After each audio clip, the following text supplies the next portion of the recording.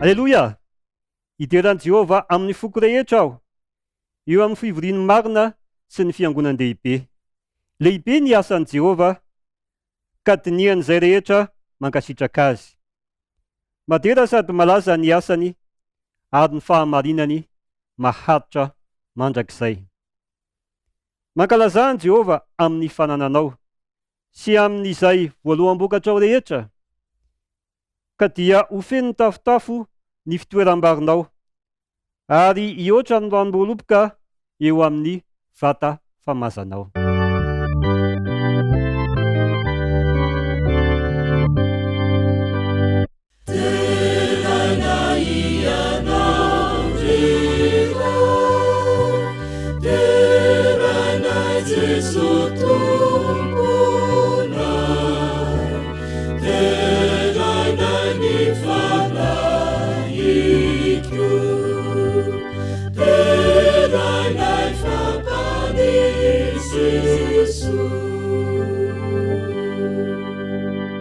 Tompo, misaotranao zahay fa afaka manatanteraka izao fotoam-pivavahana izao indray. Mangataka anao Tompo mba ny fanahinao aminay tsiraray avy, anendika izao efitrano misy anay izao ho aminay mandrakariva, ka tsy ahino afa-tsy ny feonao irery izay. Ampangino feo afatra irery Tompo, aoka ianao no ombanay, ka azahoanay manana fifaliana amin'ny fanatrehanao indray amin'ity sabatanao masina ity, amin'ity fotoam-pivavahana manokana ity. Mamelantsy famendrenay amin'ny anaran'i Kristy. Amen.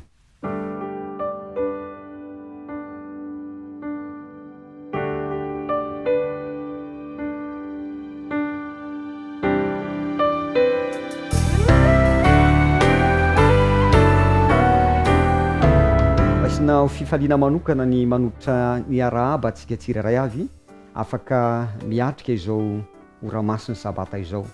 Miatrika fotoana manokana isika nandritry ny herinandro, ametraka an'Andriamanitra aloha laharana tamin'ny alalan'ilay herinandro fifoazana izay nikarakarain'ny fitantanam-piainana kristianina maneran-tany.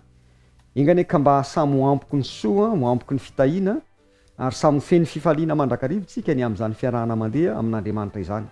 Ary ny fanandramana izay ny rahantsika nandritry ny herinandro dia ho zary fiainantsika, hanomana antsika hatrany amin'ilay lanitra vaovao sy ny tany vaovao. Androany ihany koa no fotoana izay hatokantsika hanatanterahana ilay antsoina hoe fanatitra vivery na hoe fanatitra mahatagadavitra, fotoana manokana hanohanana ny fiangonana amin'ny alalan'ny famatsiana ara-pitaovana, famatsiana ara-bola. Mahafinaritra ny mahita ny hafanampo sy ny fihetsem-po an-tsiraray avy any amin'ny faritra tsiraray avy any etona dia maneho fakasitrahana sady ny amin'ny fahalalan-tanantsika manohana ny asan'Andriamanitra. Ka dia ho ampoko ny soa, feno fifaliantsika mandritra izao tontolo andro famaranana ny herinandro fifoazan'ny fipikry izao.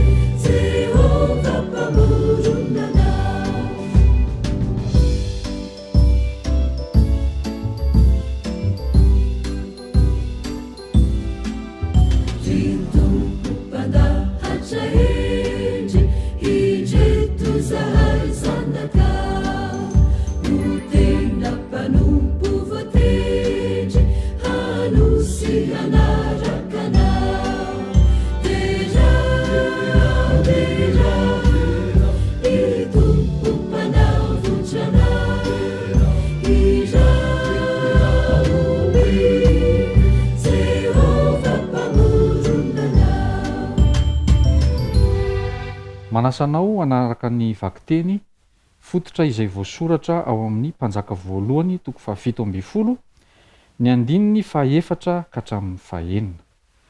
Mpanjaka voalohany toko fa 7 ny andininy fa 4 ka hatramin'ny fa 9 amin'ny anaran'i Jesosy.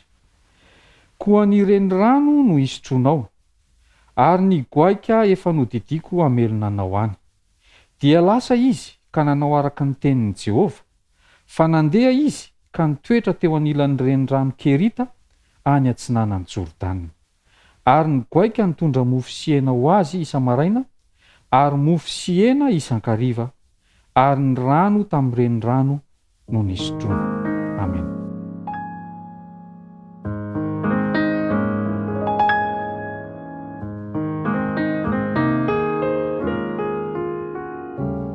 Ry Andriamanitra rainay tsara indrindra ny an-danitro, misaotra anao izay fa nomenao izao sabata izao, sabata izay fitsaharana omenao ny vahoakanao, dia raina ny anaranao noho izany fitiavanao izany. Ankehitriny izay dia mangataka ny famelan-keloka avy aminao. Aoka hamindra fo aminay ianao Tompo, ary amela ny fahotanay.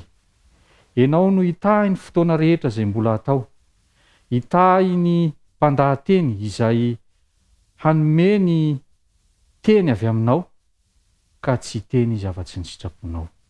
Mahatoky izay Tompo, ary mino fa izao sabata izao dia azonay fahafinaretana ary atsapanay fifaliana amin'ny fiarahana aminao. Tononona ny vavaka amin'ny anaran'i Jesosy. Amen.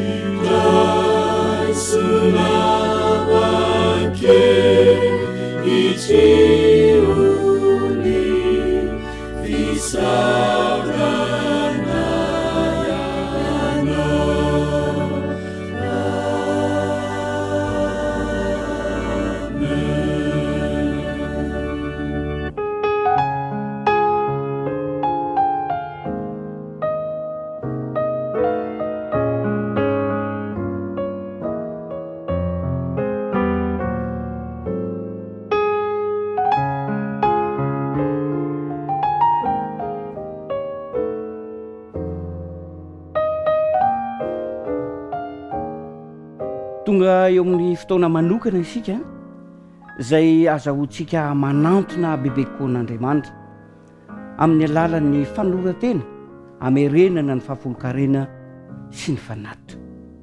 Eo am-piomanana indrindra izany dia tiako raha hanao vavaka aman'izay isika.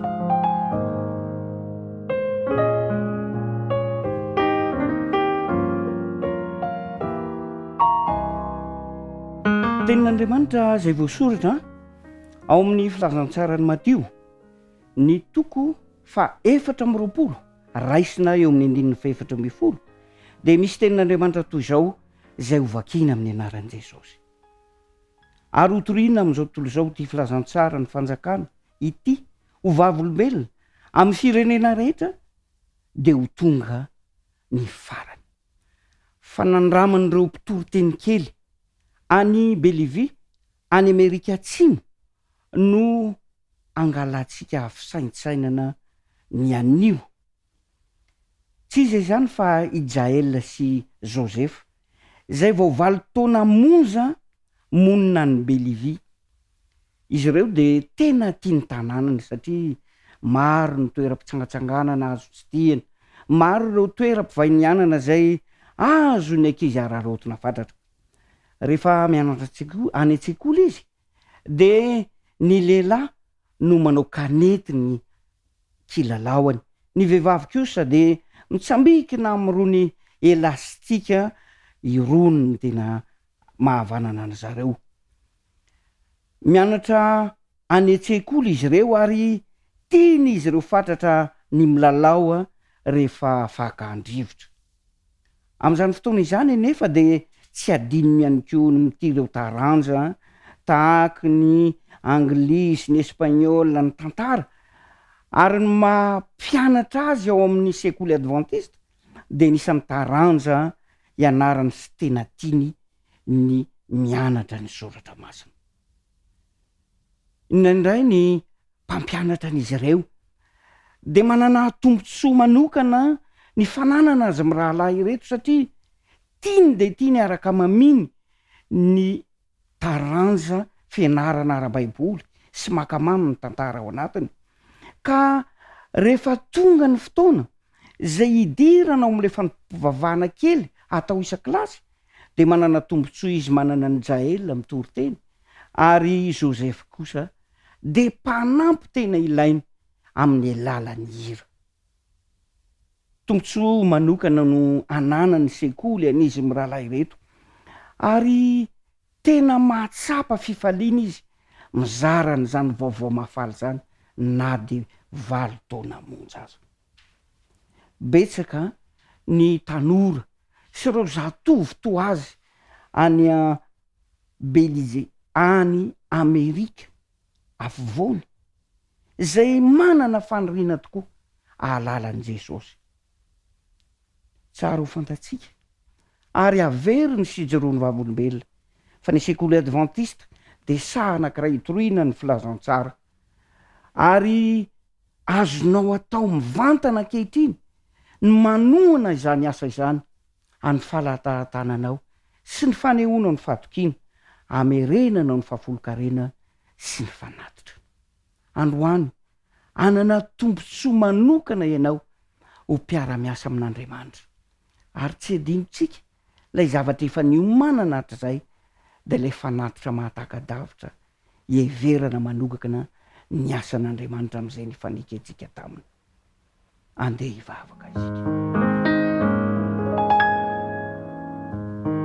vavaka isika andriamanitra tsara sy masina indrindra ny an-danitro velom-pisaoranao manokan'izay satria manana tombontsoa manokana ny amin'ny nanikenao anay ho mpiara-miasa aminao misaotranao zay satria tonga am'izao fotoanan'io zao fotoana zay azo ambara hoe ela ny andrandrana misaotranao no ny fitahina maro sesehena zay natosakao tamin'ny vahoakanao ahafahana manao fanandramana vaovao ndray ny amin'ny fiarahana mandeha aminao misaotranao andriamanitro no ireo fitaovana be deaibe zay natolotra ao amin'ny fiangonana natao hanefana ny asa amandrarah rehetra zay sahaniny eo anivon'ny fiangonana ingane ka mba haefa be amin'ny asanao tokoa reny fitaovana rehetrarehetra reny apetraka ifenympilatananao andriamanitro ny fiainan'ny membra tsiraray avy zay nanao fanandramana manokana nanohana izao asa izao entinay ambavaka ihany koa zay mbola manana fikasana ny amin'ny hanohana hatrany an-trano zao asa izao mba ho eo amban'ny fijerinao mandrakarivany ny fiainana tsiraray avy ka mba ho zary fiainana isanandro sanandro ny miara mandeha aminao manao anao lalarana amin'ny zavarehetrarehetra ary ny anolotra ny tsara indrindra mba ho voninahitry ny anaranao maro ny zavatra mbola tianay angatana aminao andriamanitro ary maro ihany koa ny zavatra irinao ho azo ny fiangonanao idiro an-tsehatra ny tsiraray avy idiro an-tsehatra ny fomba nay tsiraray avy idiro an-tsehatra ihany koa ny fahaizanay manao fanandrahana miaraka aminao ary ampio zay mba tsy salasala andriamanitro satria anao ny zavarehetrarehetra anao ny tanjy izay rehetra eo aminy ary ianao no nanome ny fitahina ianao no nanome ny hery avory izany arena izany ka mba efa be ao amin'ny asanao anie ireny fitahina ireny fitaovana ireny fanomezana rehetra zay natolotray anao tamin'ny teny ioryty de zay fantatrao fa mahasoanay andriamanitro sy ny amin'ny ho avy mpiainanay tsiraray avy de apetraka feny belatananao tony sangatany zany vavaka zany aminarany sosy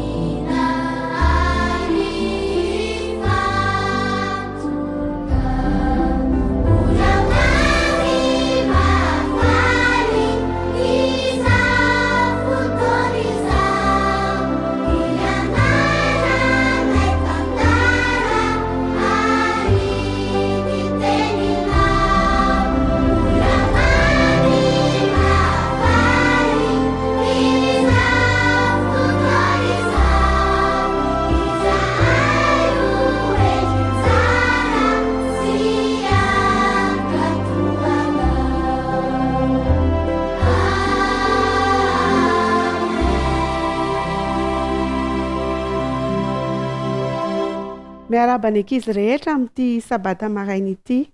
Ny lohateny tantarantsika androany dia manao hoe potraka satria mafoloha. Potraka satria mafoloha. Tsy ilaozan'ny fiainana feno tsikitsiky na fitaitainana indraindray ny fiainan'ny mpampianatra, indrindra moa rehefa mbola kely no ankizy ampianariny. Mpampianatra tao amin'ny kilasy T3 Ramatora Velo, ary ho fiarovana ny mpianany dia nanapa-kevitra izy ireo fa hidinidinika ny amin'ny lalàna mifehy ao an-dakilasy sy ny sazy mifanaraka amin'izany. Dia nifanaiky ary ny mpampianatra sy ny ankizy rehetra fa hanaraka ireo lalàna ireo. Santonany amin'ny lalàna mifehy ny kilasy dia hoe manangan-tanana rehefa miteny ao am-pianarana, dia santonany ihany koa ny hoe rehefa vita ny asa rehetra, ny fianarana rehetra ao mandritra ny tontolo andro dia averina amin'ny toerany avokoa ny fitaovana rehetra nampiasaina, na ny latabatra izany na ny sezakely sy ny sisa. Dia voara-maso tsara ny ankizy amin'izay. Taorian'izay dia ny samy nanao siny daholo ny ankizy rehetra tao an-dakilasy fa hanaraka izany lalàna izany. Dia nandeha ny fotoana koa satria natahotra ny obedy ny ankizy dia endry tsara daholo tao am-pianarana, nipetraka tsara daholo avokoa. Afa-tsy tovolahy kely iray dia i Roby izany. I Roby dia tovolahy tia mikofokofoka sady mipelipelika, misangisangy na dia ao anatin'ny fotoana fianarana azy.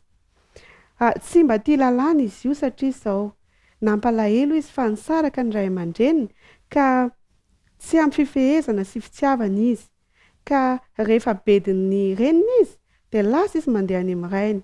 Rehefa misy zavatra ataony tsy mety ka bedin'ny rainy indray izy dia lasa izy mankany amin'ny reniny.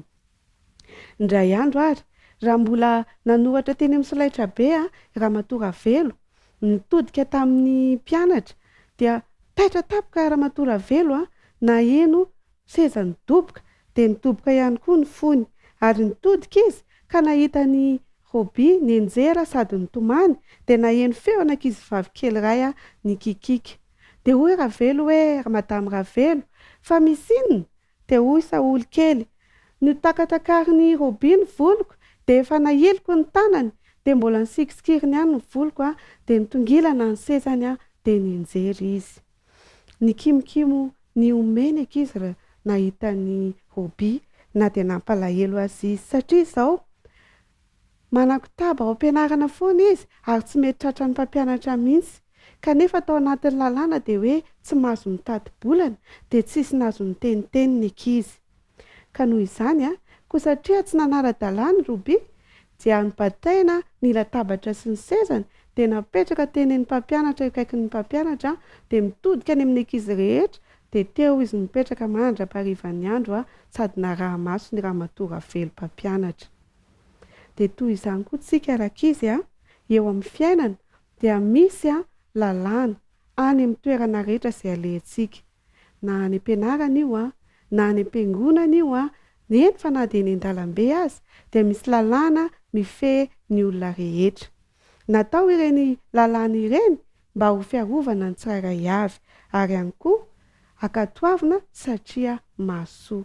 Averiko indray, natao ny lalàna mba ho akatoavina ary mahasoa ihany koa ho any ankizy rehetra. Ahoana hoy ny voalaza ny ohabolany 7:7 toroy ny endry dia endry izy, ampianaro ny marina dia hitombo saina izy. Ny rariko amin'ity sabata masina ity dia mba ho mpakatoa sy mpanara-dalàna avokoa ny olona rehetra ary indrindra ny ankizy kely rehetra. Amen. Andeha hivavaka isika ho an'izany lesona izany rakizy. Ry Andriamanitra masina tsara ny an-danitro, misaotra anao nomena ho izany teninao izany izahay ankizy. Taio ny ankizy kely rehetra mba ho mpakatoa sy mpanara-dalàna satria mahasoa azy ireny. Amin'ny anaran'i Jesosy ny anonona hivavaka. Amen.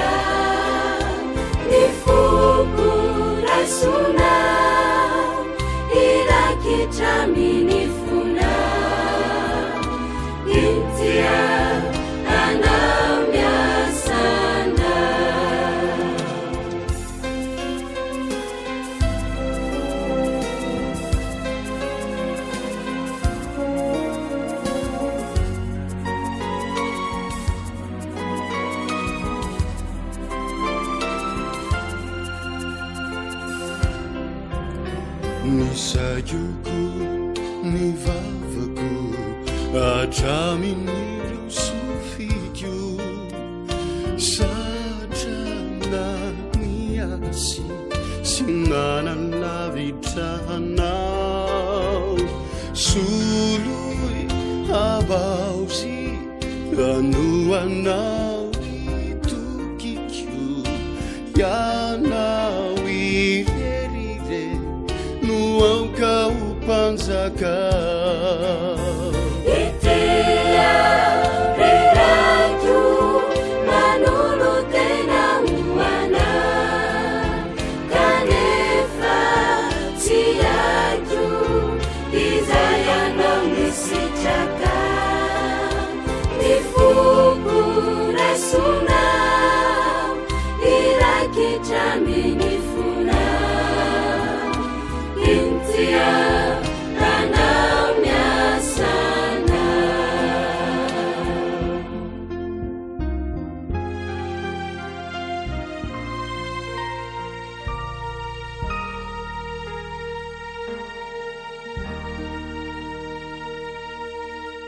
Sotran'Andriamanitra indray isika ry havana malala nahatratra izao fotoana izao amaranana ny herinandro fiaraha-mivavaka ho an'ny fitantanam-pianana kristianina izay nanomboka tamin'ny sabata heriny ary mifarana amin'ity sabata androany ity. Ny andro fahavalo androany famaranana azy dia ny lohateny dia manao hoe mpanome mahagaga. Mialohan'ny iresoantsika amin'izany anefa dia manasanao andao sika anondrika alohantsika hivavaka. Raha inay izany an-danitro iainy teninao indray zahay amin'ny alalan'izany lohateny mpanome mahagaga izany. Meteza ianao ato aminay mandrakariva indrindra za raha nanaiko fitaovana eo ampelantananao ilazan'izany afatra izany hosorony molotra tompo mba tsy teny afa-tsy avy aminao ririkany. Mamelany tsy famendreanay mialo ava sahady any am-ponay ny anaran'i Kristy. Amen. Mpanome mahagaga. Rehefa mila fampaherezana isika ho an'ny tenantsika manokana dia matetika mahazatra antsika anisan'izay tsy adinointsika ny teny anankiray izay hita ao amin'ny Korinthiana faharoa toko fahavalo andininy faharoa, Korinthiana faharoa toko fahavalo andininy faharoa izay nisoratan'ny apôstôly Paoly. Dia izao ny voalaza fa tamin'ny faharoina be ny zahan-toetra azy no nitombony hafalianay ary ny amafy ny fahantrany no nampitombo ny hareniny hitsipony. Misy zavatra izay mifanohitra mba ilazana ny atao hoe mpanome mahagaga lazain'ny Paoly eto. Olona mahantra, olona voazahan-toetra tao anatin'ny fahoriana kanefa mitombo fifaliana, kanefa mitombo hareniny hitsipony.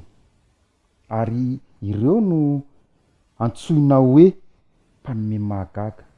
Anisan'ny modely anankiray izay lazaina hoe mpanome mahagaga. Fakatahaka.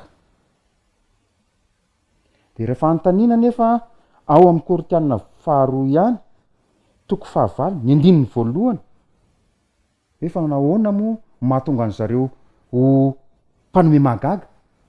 Dia izao ny voalaza an'izany andininy zany, andininy voalohany. Ary ampahafantarinay anareo rahalahy ny fahasoavan'Andriamanitra izay nomena tao amin'ny fiangonana any Makedonia.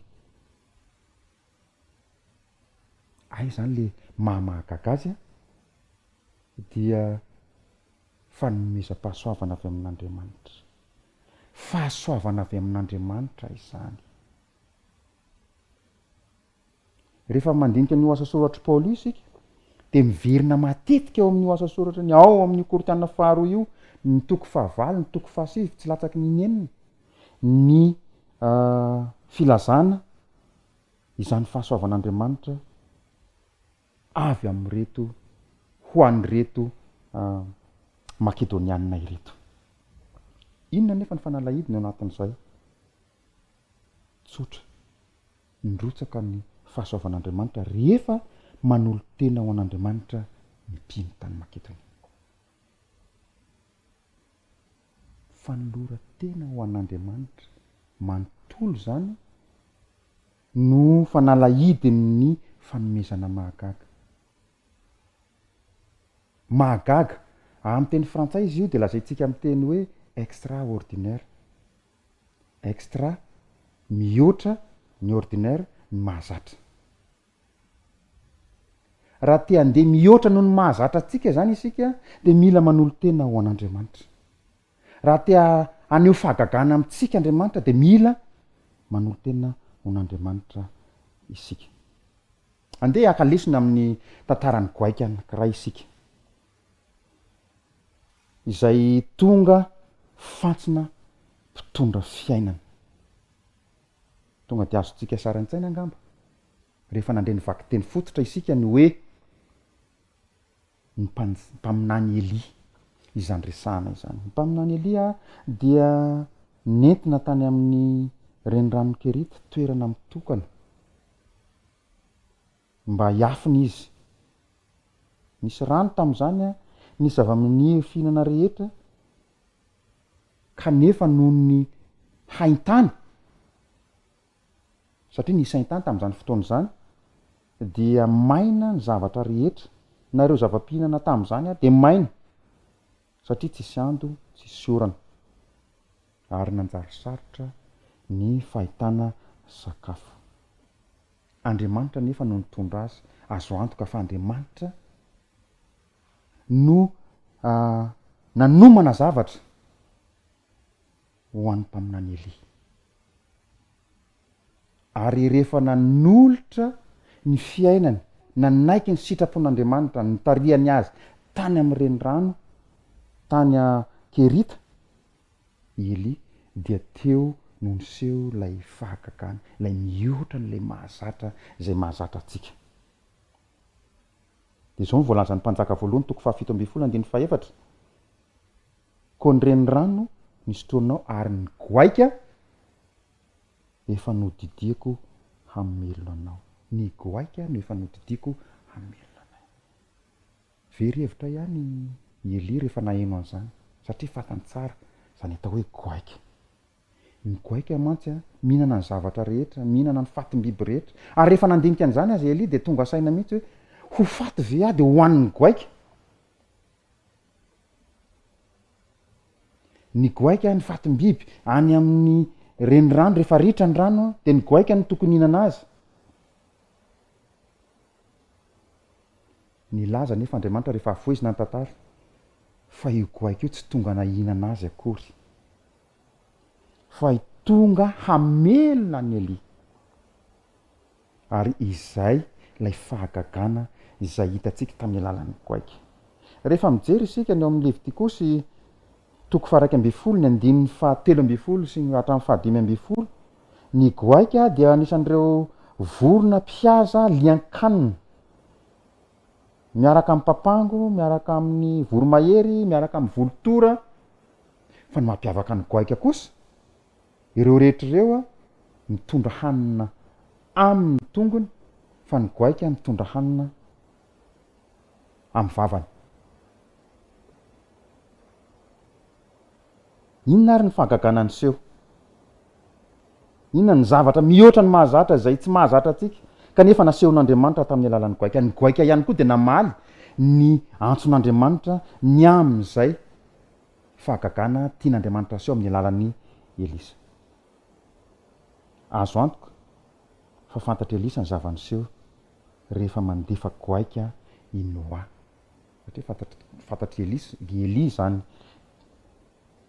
tantara izany tamin'ny andro Noa, nivezivezy nihinana rehefa nisinda ny rano, de ny goaika nihinana an'ireo fatim-biby izay vokatry ny safodrano.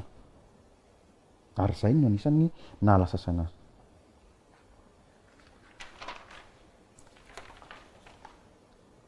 Voalazan'ny Baiboly ary ny fomba namalin'Andriamanitra ny baikon'i Jehova. Zao ny voalaza ao amin'ny Mpanjaka voalohany 7:1, ary ny goaika nitondra mofo sy hena ho azy isa-maraina ary mofo sy hena isan-kariva, ary ny rano tamin'ny renirano no nisotroiny. Namaly ny baikon'Andriamanitra ihany koa ny goaika. Voalaza mitondra rano, mitondra hena sy mofo isa-maraina sy isan-kariva. lasa mpitondra sakafo fantsona nentin'Andriamanitra hitondra sakafo amin'ny eliny goaika, ilay goaika ilay mpihinana ny zavatra rehetra. De izao anefa tsy mba nahalasa eritreritra atsika ve hoe zany mofo manitra, hena manitra eo ambavan'ny goaika izany ka tsy laniny satria heniny vavany, heniny orony fa tsy laniny satria Andriamanitra no mibaika. Zao ny voalazan'ny Job toko 12 andin'ny 17. Kanefa antanio ange ny biby fa hampianatra anao izy ary ny voromanidina fa hanambara aminao izy. Lesona ianarantsika mahakasika ny goaika zany.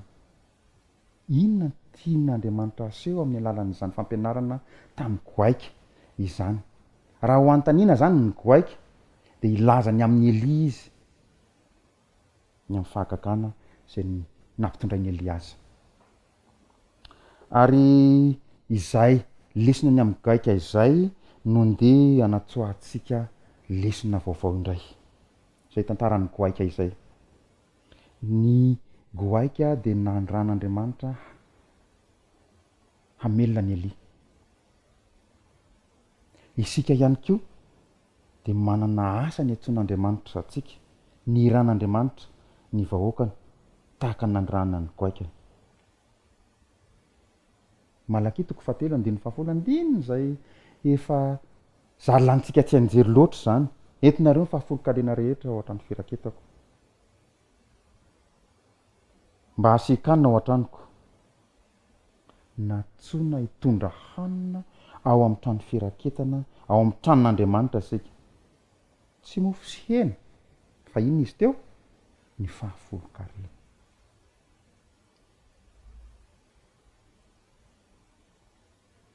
Ny tontolo-kevitra io andin'io de manampy antsika hatakatra fa ny 10,000 vola miditra amintsika sy fanatsika no nambaran'Andriamanitra eto. 10,000 ny fitahiana miditra amintsika tsirairay avy. Misy andininy hafa ihany koa nefa Deutéronomie toko 2:12 andininy 17 zay asongadin'Andriamanitra ihany koa ny am'izay iraka hampanaoviny atsika zay. Fa aoka samy anatitra izay zakany avy araka ny fitahiany Jehovah Andriamanitrao izay omeny anao. Ty tontolo-kevitra anankiray ty indray tsy ampahafolony na ny hoe ny 10,000 fa itya no miresaka ny fanatitra. Ny fanatitra arak'izay zaka tamin'ny fitahiana izay nomen'Andriamanitra atsika tsirairay avy. Rehefa mandray fitahiana sika de manome arak'izay noraisintsika isika. Izao anefa mahatoetra an'Andriamanitra atsika amin'ny fananantsika toetra mihoatra an'Andriamanitra atsika de mifanohitra amin'izany no ataotsika. Raha tokony hanome loha larina an'Andriamanitra isika de ny tenatsika nomentsika loha larina ary zay ny teny apôstôly Paoly ao amin'ny Timoty 2 toko 7:1-5. Fatatsika tsara zany ny tanisa toetra 7 izy mampiavaka ny andro farany de ny anomboany azy de ny hoe tia tena, fitiavana mitodika amin'ny tena, de avy eo tia vola,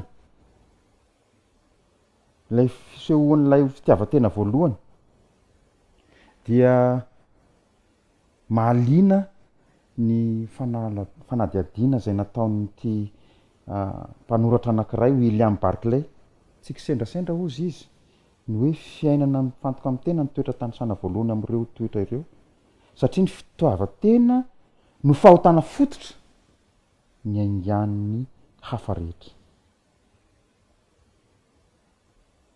Ahoana ary ny ahatonga atsika ho mpanome mahagaga? Ahoana ny ahatonga atsika ho mpanome mahagaga? Ny fanovana ny toetra liakanina ho fahalalan-tanana de tsy voafetra teo amin'ny goaika ihany. tadiditsika tsara ny tantarany goaika teo fa na de tiany zany ary izy rehefa nanaiky ny tenin'Andriamanitra ny baikon'Andriamanitra de tsy hita teo amin'ny goaika zany fitiavakaniny zany. De zany koa mbola fianarana ao atsika. Ny goaika aza nahavita zany nahoany tsika ny tsy havita. Ary ohatra mahatalanjona omen'Andriamanitra atsika izany goaika zany. Lesona anankiroa no ho resantsika mba hahatonga atsika ho mpanome mahagaga. Ny voalohany dia rehefa niala teo amin'ny renirano Kerita i Elia de nentin'Andriamanitra izy ho any amin'ilay tanàna antsoina hoe Sarefata. Ary teo ambavadin'ny tanàna Fahatry Sidona dia nisy olona anankiray nangatahany Elia rano sy mofo kely, vehivavy izy io mitsipona kitay kely. Fantatsika ny tantara fa ity vehivavy ity dia tsy manana afa-tsy efa zavatra kely sisa hohaniny. De rehefa tapitra de tsisy tsony ary voalaza fa ho faty izy rehefa ho tapitra eo. Kanefa ozy izy mpaminany Elia hoe omeo aho hohaniko ozy izy. Omeo aho hosotroiko. Na very hevitra n'ilay vehivavy zany. Kanefa ny fahitany ny mpanompon'Andriamanitra de nitanterahany izay nitenen'ity mpaminany ity. De zao raha velona koa Jehovah'Andriamanitra aho, tsy manana mofo na de iray akory aza aho, fa koba kely eran-tanana ila ao amin'ny barika sy de l'huile kely foana ao amin'ny tavoara, ary maka tapakazo roa aho zao ka hiditra hanamboatra ireo hoaninay mianaka dia ho faty izahay. Zay ny valiteny nomeny maha-olombelona antia vehivavy ity. Kanefa nateo izy zany rehetra zany ao Mpanjaka voalohany 7:12-12 nisan'izay teny zay, fa ny valiteny kosa taty aoriana dia te hisitraka amin'ny fahafenoany ny kely mba nananana izy, fa nefa sady nanome an'Andriamanitra aloha laharany tamin'ny fanomezany an'izany mofo kely sy de l'huile kely zany ho an'ny mpanompon'Andriamanitra. Ary nanapa-kevitra hampiasa izany izy izay nananany, ireo ny kely sisa nananany teo hanamboarany sakafo ho an'ny Elia ilay. Dia rehefa nandinika io tantara io sika aty aoriana de midera ny fahendren'ny nasion'ilay mpitondra teny. Nahatonga fahagagana mantsy ny asa nataony. Tamin'io andro io anefa raha niverina tany an-tranony izy hamboatra sy hanatitra sakafo ho an'ny Elia de nanjavozavo taminy ny mety ho tombontsoa azo avy amin'ny asany. Taizany nazahoany hery, finoana sy fahasahinany me aloha, izay vao ampiasa ny ambiny ho azy sy ny zanany rehefa vita zany. Vokatr'izay fanomezany izay kely nananany teo an-tanan'izay hosorony fanakita ho an'Andriamanitra, mpanompon'Andriamanitra ny Elia, dia nanako hohanina foana ireto mpanompon'Andriamanitra vehivavy ireto sy ny zanany. Ny tantara faharoa dia ny tantaran'ny Zakaiosy. Zakaiosy teraka jiosy izy. Kanefa nanapa-kevitra izy niara asany tamin'ny Romanina mba hampilamina ny fiainany. Satria ny Romanina tamin'izany ny tompon'ny fahefana. Mba azahoany velona tsara de aleony niaraka tamin'ireo Romanina tamin'izay fotoana izay. Ka nataony Zakaiosy de tsy nionina tamin'ny fanangonana izay tokony angonina izy, fa sady nampiasa fihetsena izy, nampiasa fomba hafa izy hanomezana fahafaham-pony filany mba hanana bebe kokoa. Ary vokatr'izay nataon'izay dia anisan'ireo olona izay vao ilikiliky ny fiarahamonina, fa tsy nahoany zany satria ny tanjony de zao mianana harena mihoatra, mianana no hoan'ny teny, ilay nresantsika teo aloha hoe ny fitiavan-teny. Fa tamin'ny fotoana anankiray dinganitsika ny tantara Zakaiosy efa tonga tao an-tranony Jesosy de mahaliana ny fotoana ny lazany ny Zakaiosy anty teny ty ao amin'ny Lioka 7:10 andin'ny 9. Indro tompoko ny atsasaky ny fananako meko ho an'ny malahelo ary raha misy zavatondra nalaiko tamin'ny fanambakana de honerako avy trefatra eny izany. Nandalo fiovana tao anatiny ka hita hatry ty ivelany i Zakaiosy takilay goaika. Nandalo fiovana ihany koa rehefa nanaiky ny sitrapon'Andriamanitra. Ary ao amin'ny Lioka 7:7 no ataontsika ny fanazavana no meny Jesosy. Anio no tonga eto amin'ity trano ity ny famonjena. Azon'Andriamanitra tanterahana aminao ihany koa izany. Azon'Andriamanitra tanterahana amiko ihany koa izany. De isika izay natsoina hitondra hanina ao amin'ny trano firaketana. Ilay nresantsika teo aloha hoe ny ampahafolony sy ny fanatitra. Na de tao anatin'ny fahasarotana aza, fahoriana aza, fizahan-toetra aza ny Makedoniana de nanolo tena ao an'Andriamanitra izy mialohan'ny zavatra rehetra.